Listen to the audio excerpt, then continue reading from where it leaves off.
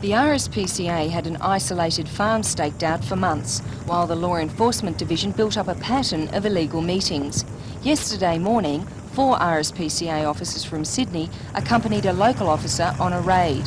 They allegedly found a dilapidated training track, 1 rabbit already torn to pieces and tied to a lure mechanism, and several more in line for an extremely cruel death. 9 men were questioned and searched. The owner is expected to be charged with cruelty in possessing live animals at a racetrack. The other men could be charged with conspiracy. RSPCA officer in charge of investigations, Charles Meader, says the practice of blooding greyhounds is widespread. Yes, every weekend on major tracks, small private tracks, there's live baiting going on. Okay, is it something that can be stamped out? No, I don't think you'd ever stamp it out. They just find new ways to avoid detection. He says the irony is that modern training methods can achieve the same performance from dogs without needless suffering. Ledger books recovered on the site are expected to provide RSPCA researchers with extra details, including more names of local dog trainers involved in the blooding operations.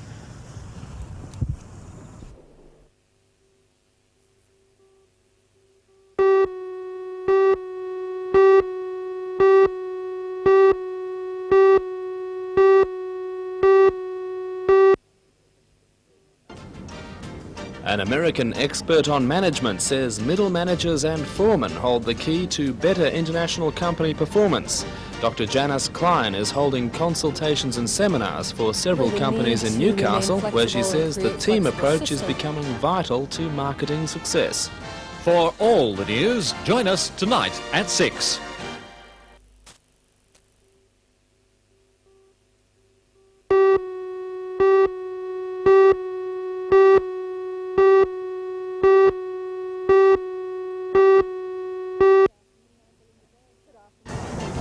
Good afternoon, I'm Belinda Borisov. Talks at the Harbourside Haven Retirement Village at Shoal Bay today have failed to resolve a dispute over the dismissal of the Director of Nursing. For all the news, join us tonight at 6.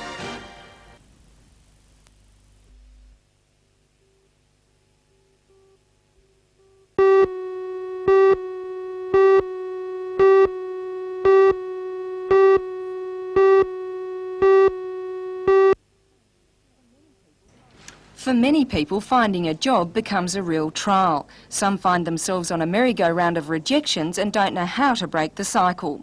The federal government has just funded a new program called Job Search Training Courses. In Newcastle, they are being run by both the Hunter Development Board and the Community Youth Support Scheme. The courses will run for 20 weeks and are designed to sharpen unemployed people's job searching skills. They'll cover a range of issues from identifying suitable careers to how to put together a good resume and improving interview and telephone techniques. According to Jenny Rawley, one of the job search coordinators in Newcastle, the courses are a great help in giving applicants the edge to clinch the job they want. Applying for a job just isn't applying for a job. It's very, very difficult, particularly if you have to do it time after time. With this course, we're teaching people all the little tricks of the trade and how to get a job and how to stay motivated when they're looking for a job.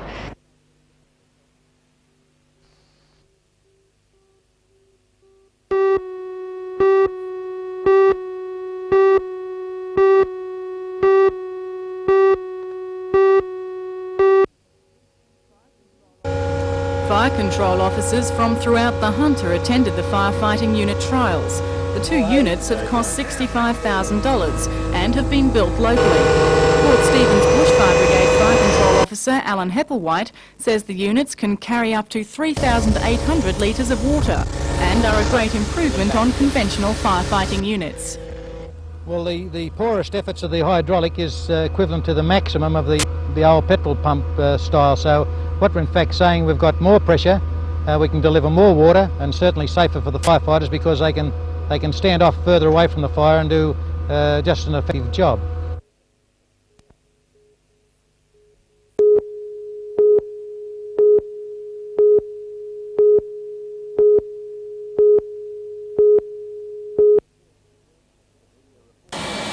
The media report suggests that RAF flying hours will be cut by 10% next financial year.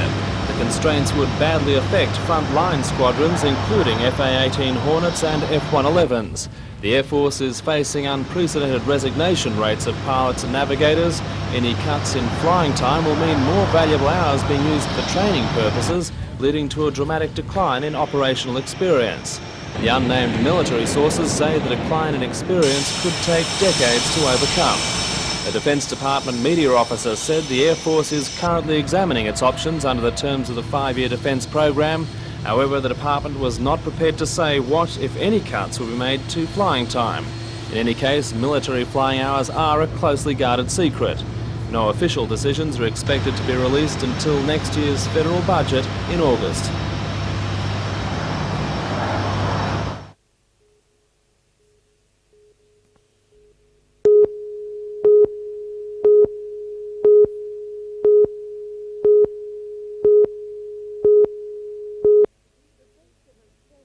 The Face of Australia exhibition is, in actual fact, 4 stories all rolled into one, entailing the land, the past, the people, the land, the present and the people, the present. It tells a story of Australia's development over the years. Both the past stages are to open at Newcastle Region Art Gallery tomorrow night. Certainly many of those pieces will depict a face of Australia that's really never been seen before by today's society. I think in this particular section, which is the 19th century section, I think that what we see is a development not only of Australian art and Australian style of painting, but also a sense of the recording of social history and the development of attitudes, community attitudes and so on. It's really interesting seeing how cities and towns emerged and how people and habits were so well recorded. Few people could ever recount seeing Ballarat as a tent city, as in this early piece, or even as it was in this slightly later piece, a thriving but still small community. Aborigines play a prominent role in many of the artworks, as do the lifestyles of yesteryear, depicted here in the very famous piece by Tom Roberts, The Wood Splitters. More than 100 regional galleries have contributed to the exhibition, which opened in Ballarat in July. That was the only time the exhibition had been seen in its entirety, despite visiting 10 galleries across Australia. That was until its arrival in Newcastle, where it will for only the second and last time be seen as a whole. The past stages beginning tomorrow night, then being moved on to let the present stages open on January 25. A very rare coup for the Newcastle Gallery. For once, Sydney people have to come to Newcastle to see something really important. It might be a shock to their system, but I think it's really terrific for us.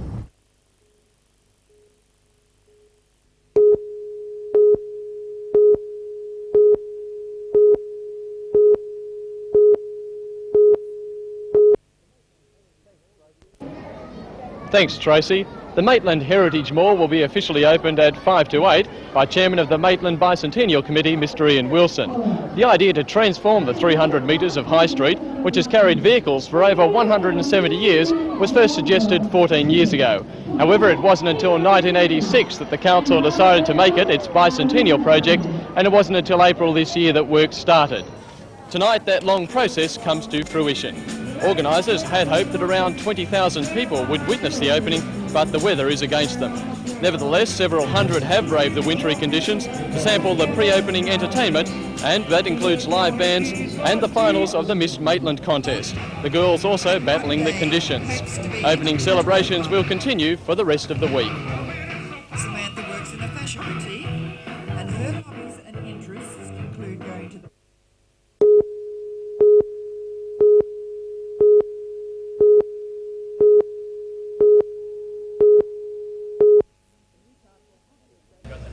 The Newcastle Hockey Association Limited offered this Ford Laser as first prize in its art union to raise money to establish new hockey facilities in Newcastle. The lucky winners were Jeff and Lisa Muir of Gateshead.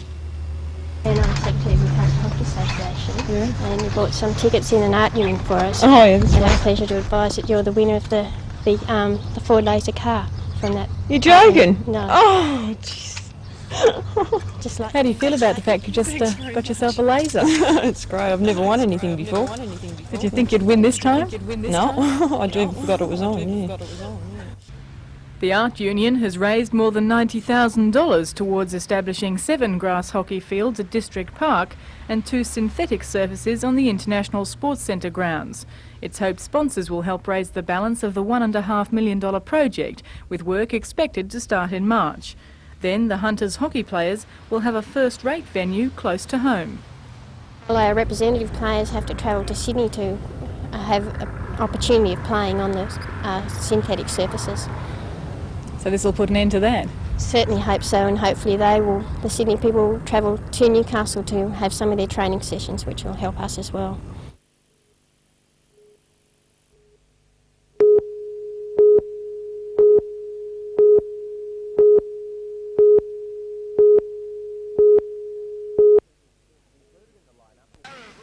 Included in the lineup will be several former national and state champions, including Alan King, Ian Seville, Kevin Cox and Barry Graham. Also in the field will be third-generation chargers Craig Revell and Gary Arthurson, who will be going all out to cause an upset. Super Sedan action will again centre around John Pine, who has dominated that division. However, pressure from Stu Robertson, Ron Letham and several other up-and-comers could see the situation change. Street stock sedans and stock cars will also be racing, with more than 30 entries in each division. He was first to go. The Brewer.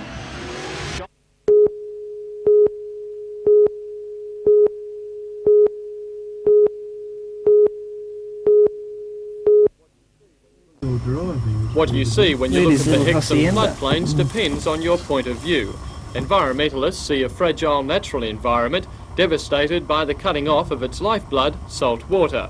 Ask the local farmers, however, and they'll tell you it's potentially prime grazing country, only now recovering from the salt water which ruined it until 20 years ago. The arguments come to a head here at the Hexham floodgates. The gates were built in 1970 after many years of lobbying by farmers and residents upstream. They prevent tides coming up the Hunter River, flowing into Ironbark Creek and flooding the low-lying river flats, but perhaps not for much longer. The Shortland Wetland Centre wants the gates opened at controlled times, a suggestion which has incensed the 20 or so landholders upstream. There wouldn't be any more cattle running in that area anywhere in the Hunter Valley for the number of the cattle. It's been said, though, that it's only a small number of farmers versus the whole community. What's your response to that? All they're talking about community is bird life. But according to Wetlands Centre Director Brian Gilligan, it is not just birds the centre is worried about. He says the salt water can be controlled so it does little damage to grazing land and provides a much better natural and recreational environment. Well, I'm certainly not about trying to steal anyone's land. I think anyone who looks at the facts of the time that the decisions were taken back in the late 60s and early 70s would have to agree that the decisions were basically taken in response to concerns from relatively narrow sectional interests at that time. And Mr Gilligan also denies that controlled opening of the gates will increase the risk of flooding in Wallsend and Maryland. He says shutting them when high tides are expected will prevent both that and the flooding of the flats, which in years gone past provided a breeding ground for mosquitoes. Ross Hampton for NBN News.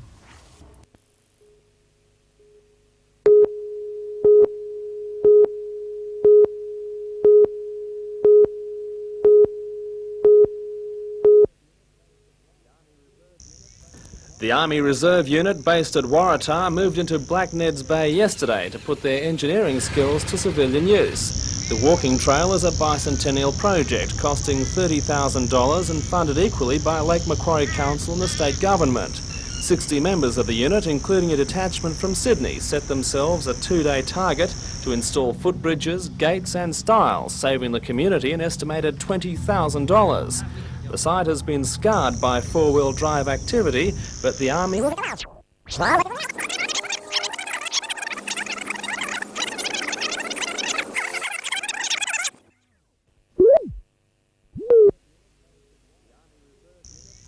The Army Reserve Unit based at Waratah moved into Blackned's Bay yesterday to put their engineering skills to civilian use. The walking trail is a bicentennial project costing $30,000 and funded equally by Lake Macquarie Council and the state government. 60 members of the unit, including a detachment from Sydney, set themselves a 2-day target to install footbridges, gates and stiles, saving the community an estimated $20,000. The site has been scarred by four-wheel drive activity, but the Army will be the last to use vehicles in the reserve. From now on, all travel will be on foot. Project manager Jill Hall says the site in the heart of suburban Swansea offers a feast to the naturalist. You get to see a lot of different ecological systems within the area.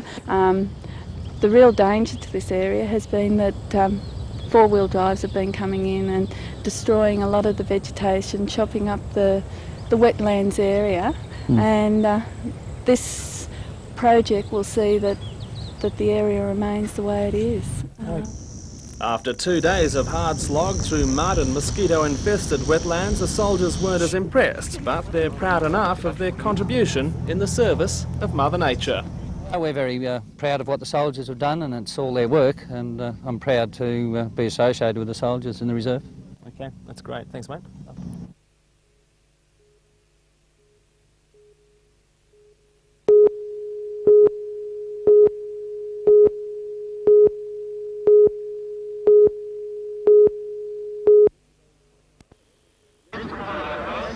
Yesterday's violent weather was just a memory when the first riders took to the water at 7:30 this morning. There were clear skies and bright sunshine for the spectators and a clean shore break for the competitors. The surf continued to improve as the tide receded, giving plenty of length for the 20 heats of round one, the riders making use of every square centimetre. Also smiling was coordinator Nat Jeffrey. The waves have been quite reasonable for most of the event. I mean, we had fairly good surf over the weekend for the Pro Junior. And even this morning, even though the waves are a little smaller, they're still up to 1 metre, so that's okay, very contestable. Local surfers lapped up the familiar conditions, 6 gaining places in the second round. The surfers are allowed to catch 10 waves in a 20-minute period. They're scored on their best 4 rides, judges looking for the length of the ride and the quality and difficulty of manoeuvres. Surfest traditionally attracts its largest crowds on the weekend, when the big-name surfers enter the finals. Nevertheless, at this level, even the unknowns are impressive, and there was still action aplenty for the large lunchtime crowd. Round 2 began with a local battle, Craig McMillan and Dave MacArthur, both of Merewether, battling for places. However, despite several good waves, both were eliminated. The same fate met the other locals who surfed today. The only one left is Matt Hoy, who serves his heat tomorrow. The last 2 heats of round 2 and round 3 will be surfed tomorrow morning, but then the men will be taking a break. From around 11 o'clock, the women will be hitting the waves in the Newcastle City Council Women's Classic. That'll feature some of the best women's surfers in the world battling for a place in the finals on Saturday afternoon. At Surfest, Ross Hampton reporting.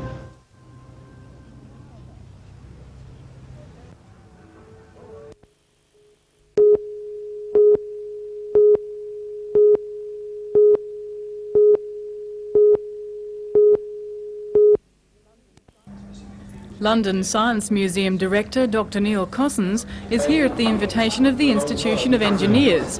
During his visit today, he inspected exhibitions at the Newcastle Regional Museum. While impressed with what he saw, the doctor says the museum must sell itself more. In England, he says, 15% of gate money is used on marketing. But since its opening in May, it's believed very little has been spent promoting the museum. And it seems to me that you have to take it in a very business-like manner, just as any other business would, and to market the museum properly so that everybody knows about it and knows what the museum has to offer. However, first, the Newcastle City Council must decide how the museum will operate. Last night, Alderman Ashley Saunders claims council refused to debate the museum's future direction. Meanwhile, Dr Cossins also has some advice on exhibits. He says more should be working, adding certain industrial demonstrations could make a small range of products to sell to visitors. You've got a machine shop where you can have a man turning things on a lathe in it and operating some of the machinery and so on.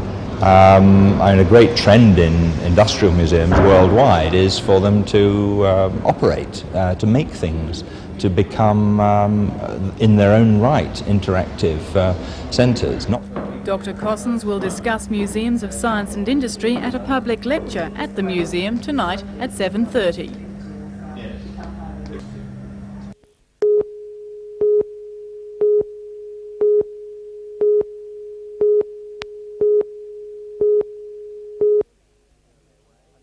seemed to go their way. Until last Saturday in Nandi, the Socceroos had been on a high with wins over some of the world's glamour soccer nations. That 1-0 loss to Fiji is regarded by almost everyone as an upset, except for the Fijians themselves. The win was on the cards, especially considering that over the past 9 months, Fiji had played in 11 international games without losing one. Not bad for a country which only has 700 registered senior players. Today the team took its first training run in Newcastle, knowing that Australia has to win by at least 2 goals on Saturday to push them out of the next qualifying round of the World Cup. If you could describe the style of play that Fiji plays, what is it? I think more or less it's an attacking sort of game. We don't defend too much, we attack a lot to make the game enjoyment. People come to see goals, they don't come to see draws. And it's goals Fiji knows about all too well, and usually it's on the receiving end. Back in 1981 they were thrashed 13-0 by New Zealand, a scoreline that made the Guinness Book of Records as the biggest loss in a World Cup qualifying game. Since then, Fijian soccer has come full circle, although coach Singh is reluctant to tip his side for an outright win in the crucial game against the Socceroos. Well, we have come over here not for picnic, and I hope my boys, they play well on Saturday, and we hope for a good result. If you win at the weekend, can you see yourself going on and qualifying for the World Cup? Well, Australia has already qualified for the World Cups in, I think, 1974 in West Germany, and New Zealand qualified in 1982 in Spain. And having beaten those two teams, I think we stand a good chance of being in Italy in 1990. That they are provided